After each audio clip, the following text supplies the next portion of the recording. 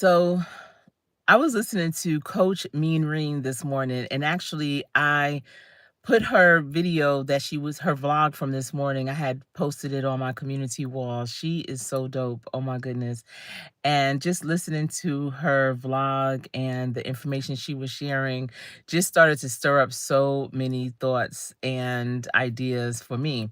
So, listen, consistency and muscle memory. So when my children were younger, much younger, between my husband and I, we were always their coach, part of their coaching staff or just their head coach. And so I remember when my son was probably in third grade and my daughter was in first grade or so, I was my son's basketball coach and my daughter was on his team too, right? And, loving myself, good morning, welcome in, welcome in. And so, my son was a monster out there, doing his thing. And there was one other little girl on the team, and the rest of the team were boys. And so I remember during games looking back, and my daughter and the other little girl, who was one of her best friends at the time, they would just be sitting on the side on the bench with their leg crossed over, talking, like having just a chit chat, like they're out for tea or just chilling, a girl's day out. And so I would look back at them like they not ready. What? They are just not ready. And they didn't care. I mean, they would come to practice, they would do what was needed in practice and everything. But when it came to the game, lights, camera, action, they would just sit back like the dudes got it. The guys, the fellas, they got it. We out here, we just, enjoying ourselves. And so that's when, after that, I started transitioning her into being a cheerleader. But then, she still had that wherewithal for being part of a team and being really active. And not saying that cheerleading is not being part of a team, but she wanted to be out there on that court. So we got them into baseball, t-ball, things like that, and did very well. She always did very, very well. Dance, gymnastics, all of those things. And I remember in sixth grade, she tried out for the basketball team for her middle school. And at the time for middle school, sixth graders didn't make the team. They just didn't. It was more seventh and eighth graders. But she made the team. And I remember the coaches coming over to my husband and I, and they were like, we typically don't let sixth graders on the team. And we're not saying that your daughter has that talent, to be on the team, but she has that will. She is hungry. We could tell she loves teamwork and she's going to work hard. So we want to see where this is going to go. And we was like, all right, that's so cool. And, thank you for seeing that in her, because I always knew that she was a team player. She just loves to be part of a team, a contributor, not just being part of a team for name's sake, but being a contributor. So then that's when we were living in Virginia. And then we moved back to North Carolina, and she was in the seventh grade, and my son was on an AAU basketball team, and they had a girls team, and the coaches asked me to, coach the girls AAU team. So I was like, sure. And I made sure that, my daughter could be on that team. Now, my other daughter was a little bit too young at that time to play on the team. So she just was, just there, support. And that team was very interesting, that AAU team. And I had mentioned this before, I'm one of those people, I'll play you up. So yeah, they were in seventh grade, but in tournaments, I would have them play 10th and 11th graders. I didn't care. I did not care. I wanted them to get tough. I wanted them to really, have that type of competition. I didn't want it to be fluff. I wanted it to be real. That's what AAU is all about. And that year was the year I realized I can't coach anymore, because I remember getting hurt. I got hurt. I hurt my leg and I could barely walk up the stairs in my house. Like, what?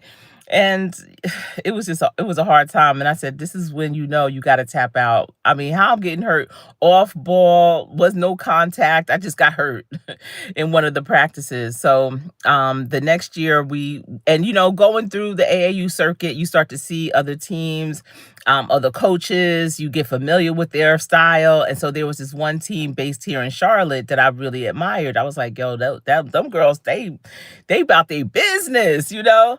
And so we were fortunate that next year my daughter was able to make that squad. And those girls were the truth. Oh my goodness, they were monsters. They were baby monsters. They were so good. And they made it to the states. They won, well, they won the states and they made it to nationals. And I remember, we went to Orlando and all that. I don't know, for those of you with young children and the AAU circuit, that whole, it's like wide world of sports complex in Orlando is phenomenal. And so these girls, I mean, their parents were like, this sport is their only ticket out. And my husband and I, we always preached to parents and to young people, you have to be a scholar athlete. You have to be able to get in school because of your grades as well as your athletic ability. But mostly because of your grades, because with your athletic ability, if something happened, you want to be able to stay in that school. And I got that from my one of my dearest friends from high school. She got a track scholarship to a Division 1 school. She was also very smart. And her freshman year, she got hurt, like career-ending injury. But because her grades were so good, she was able to maintain her scholarship. Now, a lot of athletes that go to school on scholarship, if they have a career-ending injury, they come home. It's done. It's a wrap. But if you are still smart, if you have that knowledge base, you a scholar athlete, a lot of times you could also maintain that scholarship and or get an academic scholarship and stay in school. And so that's why when we started having children, that's what we always propose. Like, you gotta be scholar athletes, scholar first, scholar first. And my children were fortunate to go to school, academic wise, and they were burnt out. And that's another thing. You could really burn out your children too soon with the way that sports are nowadays. Oh my goodness. It's like they should be getting paid for real for the schedule that they have, the holidays that they miss. It's crazy. But they were very pleased when they all realized, you know what, my academics is getting me in too. They had options, which is a beautiful thing. But at any rate, we're looking at 8th grade, and my daughter is on this amazing AAU team. I mean, they are killing the game. And she was, in terms of skill wise, I feel like she was not as skilled as her teammates, but she gave, her heart is so strong, her will is so strong, and she always like gave 1,000% every time she was out there, guaranteed. She didn't care. Like, she played like she was number one, and she was number one. You have to play like you're number one. I was always like, yo, that girl right there, she may look like a wild animal on court, but she doing her thing with confidence. I loved it. And so I remember at the end of that 8th grade season, the coach told all those girls they were getting ready to go into high school, all different high schools, throughout Charlotte, even some lived in South Carolina. And she said, you know what? As good as all of y'all are, I could see y'all all making varsity for your high school next year. All of you are gonna make your varsity team. And so I was like, all right, that's what's up. I was looking at my daughter, and my daughter also played on her middle school team. Now, we are in North Carolina, and her middle school team in 7th and 8th grade, they won the title. They won. They always won. And so I want to say she was 6th man off the bench in middle school. And on that AAU team, she was like 7th off the bench. She always got in and played and did her thing. But those girls were monsters. I'm telling you, they looked like grown women out there playing. It was crazy. And so I remember that summer before she started high school, the high school coach had this like little high school tournament. Well, she didn't have it, but she invited girls that she knew were coming up to play in this high school tournament. And it was at UNC Charlotte. And it was high schools from all over and all different division high schools. And they were just doing like scrimmage type games. And she can kind of assess their talent. So my daughter, she was playing and doing her thing. And y'all, I'm telling you, you have to pay attention to your kids because they could be the motivator for you for real. And I remember I had her and one of her teammates from middle school who was a really good player. Like, she was a, star player. And it was like in between games, and I think I may have taken them to get something to eat or whatever. And I remember my daughter, because she remembered what her AAU coach said, and my daughter saying, "Oh, I'm gonna make varsity." And I've heard her friend chuckle a little bit, like, like, yeah, okay. And I looked at her and I was like, "What's that? What's that?" And she was like, "Oh, nothing, nothing." And I was like, And my daughter didn't hear, but I did, and I checked it right away. Like, oh no, she gonna make it. Like, don't even worry about that. And so, because you don't know what parents are saying to their children, it's just crazy, like, y'all. So at any rate, it's time for basketball tryouts freshman year. And of course, it's high school. So they already had a team. They already have, seasoned players, seniors, juniors, sophomores. My daughter and her crew coming in ninth grade. Eighth grade, they won the championship. Seventh grade, they won the championship. So the top six, at the very least, are rocking. Like, they ready. Who got next, And so the tryouts came, and my daughter made the varsity team. Y'all, the first game, she's starting. She started over a senior. My daughter is like 5'10", 5'11". The senior was like 6'1". My daughter beat the senior out.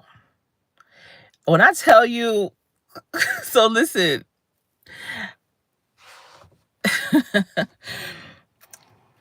when I know I got back, I'ma talk smack. I am. I just am. So I just remember I would always wait and see when my husband would come into the building, into the gym for the games, and then I would start talking. Blah.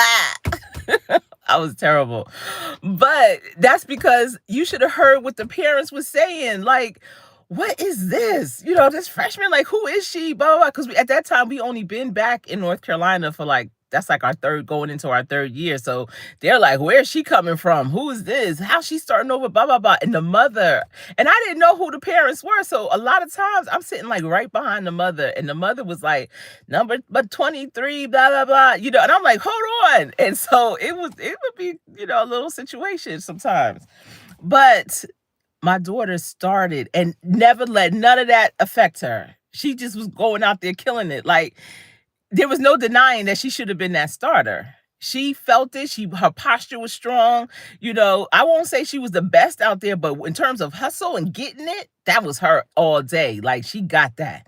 She put the fire under that team. You know what I'm saying? So that was encouraging to me. It's all about consistency and muscle memory, and she worked on that. My daughter was consistent. She always practiced over and over, her foul shots, her moves. She was consistent with that. She was developing that muscle memory. And that's how you have to be in everything in life. And that's why, with her, and all my kids are like that. I'm just giving her story as an example. And because of that, I'm telling you, the things that they set out for, they always get it. I always call them Cinderella and Romeo. Like, you'll get that. You'll get that. Dare to dream and go for it. And don't think about like the what ifs. Don't think about, tripping up or anything. They never consider that. It's just full steam ahead. And I love that. And so everything they do, even if it's not on the court or on the field, it's competitive. It's competitive out here. You're not just going to win your spot no matter where you are, no matter what you're doing. You have to earn it, and that comes with consistency and muscle memory. And so I look at what she's doing now. She's on a great team. She got her degree in marketing from North Carolina A&T State University. She is a realtor, been a realtor since her junior year in college.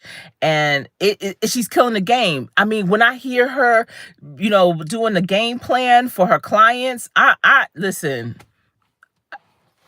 couldn't say it better myself. I just listen. It just does something to me, because that is a game. It's a competition, and she's winning all the time, and that's how it is.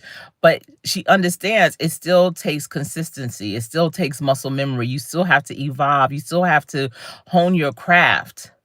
There's so many people that look at that corner office, and when they start something, they think they're supposed to be in that corner office like the next month. No, what have you been consistent with? What muscle have you developed? And now that's what it do. That's just what it do. Listen, when I played ball back in the day, what? What? Yes, when I played basketball back in the day, I remember I knew how to do a layup like in my sleep. And I had a point guard that had a dynamic arm. I mean, we was killing teams with just this move because apparently I must have been kind of fast too. So as soon as the other team took a shot, made a shot, whatever, when we were taking the ball out, my point guard was able under the other team's basket, and I would just break. I would just run, shoot out to the other end of the court to our basket. She was able to throw the ball from out of bounds all the way down, and I would catch it, hands good. I would catch it and lay it up. I wouldn't even look at the basket. I would lay it up and just go back and run down to play defense. Like, that's muscle memory. You don't even have to look at the basket. You just take the shot and it goes in.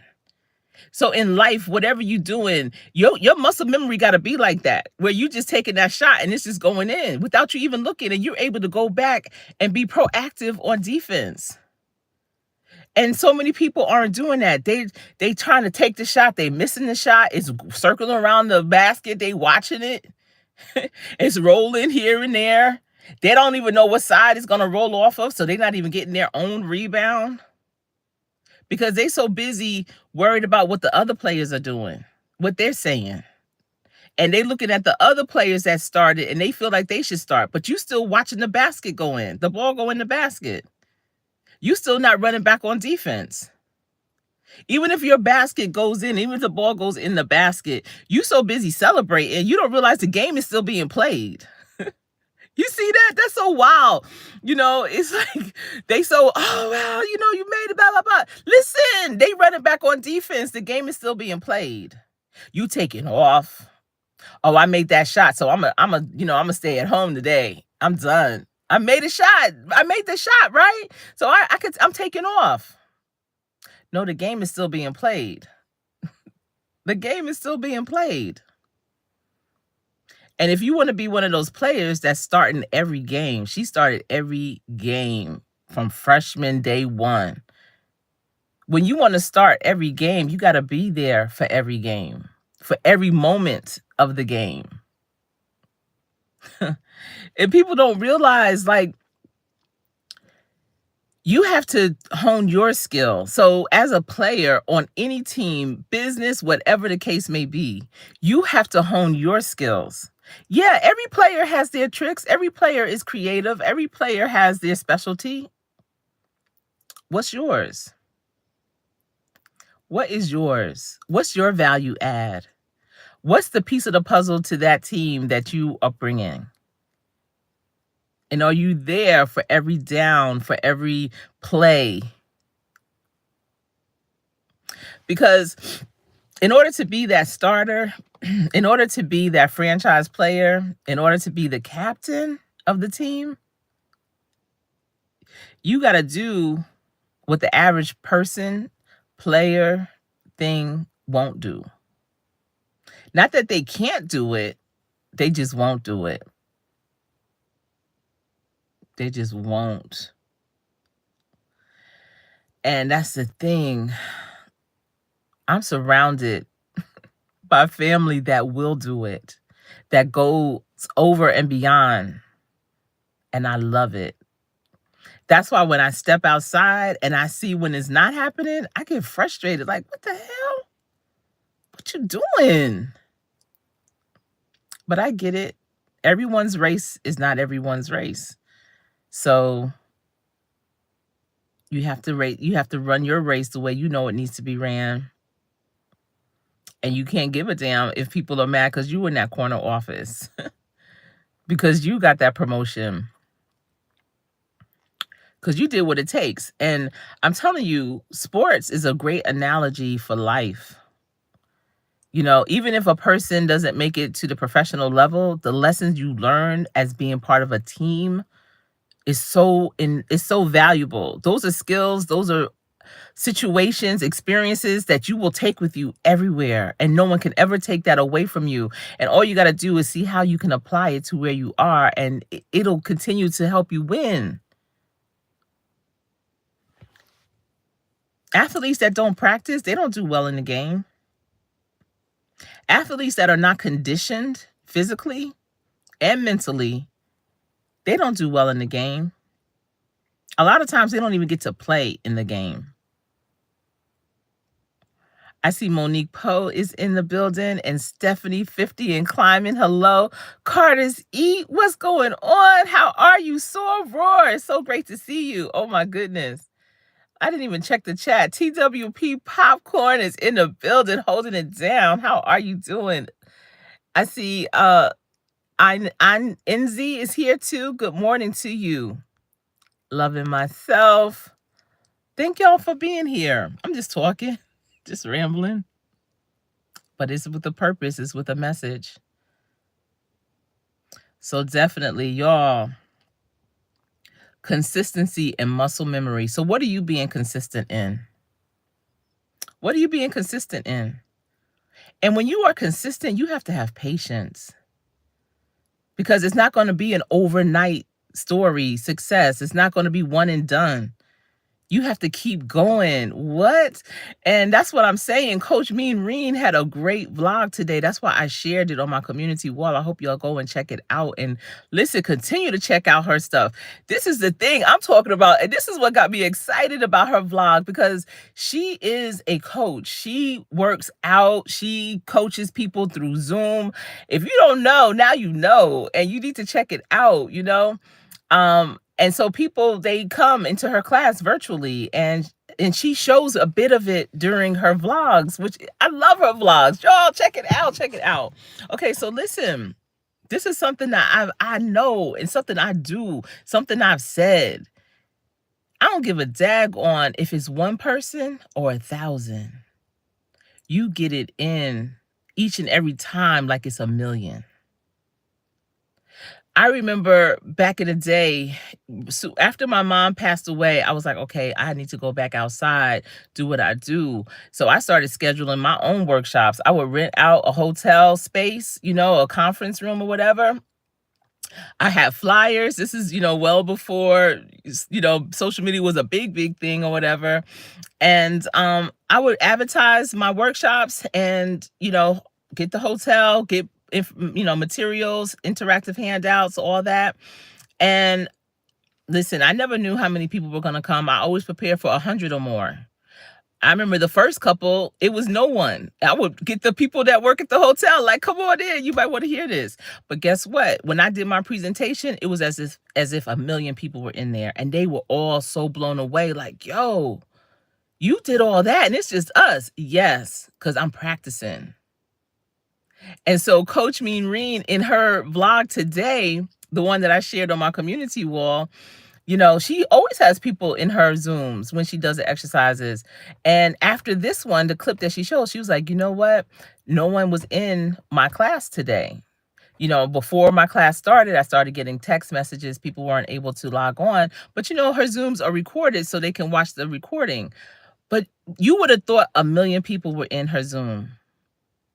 She did it with the same intensity as I've seen her do it before. She did it with the same posture, the same professionalism, the same coaching, as if a million people were in the room. And that's how you have to do it. Can't stop, won't stop. So many people get discouraged. Oh, it was only 7 people here today. Oh, I don't know. Oh, I only have 8 people in my live. I have 1 million people in this live, because this is evergreen. People will come back to watch this for many years to come. That's the beauty of it. And that's the posture that I have. It's not about being discouraged. It could be one person. It could be nobody. I just start talking when I start my lives. There's no one here yet. And so that is so dope to me, when people can have that type of posture, that will, that muscle memory, that consistency to continue strong as if. You have to be as if. Because what you gonna do? So many people don't want to practice, but they want to play. That's so wild to me. That's why I tell parents you need to wait 24 hours before you call out to me about that game that your child didn't play in. Because I'll tell you why. Because I keep notes during practice. I do. And then people always want to play. All right, you could play, but remember this and that. And when you didn't go here or there or show up for this or that, you left early when you should have been taking those foul shots. 100. You didn't want to, though. Remember? There was something else that you had to do. There's always something else. Listen, there's always something else that you can do, but you have to prioritize what's really gonna, get you where you need to go. If you're not going to do what you need to do to get you where you want to go, then don't try to act like you're supposed to be there. Don't do that. Mm-mm. No. To whom much is given, much is required. And so if you can't do the least of these, how are you going to do the most of these? Y'all, I'm telling you, consistency. Consistency, again, is not overnight. And that's something else that Coach Mean Reen was saying. And, how there's been so many content creators on here that's been creating content for 8, 10, I raised my hand, hell, 16 years. You can't even look at that. So many people give up after a month. Oh, I'm gonna do this challenge and I'm gonna be monetized in 90 days. And then when they're not, you don't see them again. You have to do like a serious search. You have to write their name down so that you can look it up, search it. And then when you find it, the last video they did was the last day of that 90-day challenge. What? It don't work like that. And for those that it will work like that for, it's so far and few. Like, you can't bank on that. Mm-mm. Mm-mm. Sometimes it's the luck of the draw, and some people, that's what happens. I know 2 people that have won the lottery in the past, 6 million and 27 million. That don't mean that I'm gonna win it. You got to do what you have to do. Consistency and muscle memory. All right, y'all. I'm gonna get ready to go because I'm about to have another great conversation offline and I'm excited. So I'll talk to y'all later. Thanks for tuning in. Remember, practice every day. Practice so hard that when you get into play, you will always play to win. Are you locked in? Thanks, Rooted in Essential Oils, for being here, loving myself. Boss Lady Denise in the building. Carter's Eat, my soror. I see NZ's here. I know that Monique was in the building. Stephanie 50 and climbing, loving myself, TWP Popcorn. I really appreciate you all for being here, and I will see you later. Take care and have a great rest of your day. I am Coach Sherri.